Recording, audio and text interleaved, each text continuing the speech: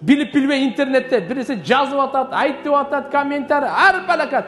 Таныйбы, тааныбайбы, ушакпы, жалабы, динге зыянбы, ахиретке зыян, буга кызыктырбайт бардыгына.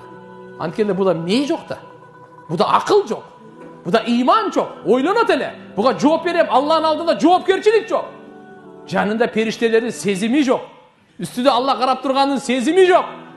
Өлүмдүн түшүнүгү жок. Кабырдагы түшүнүк жок. Каяка баратын?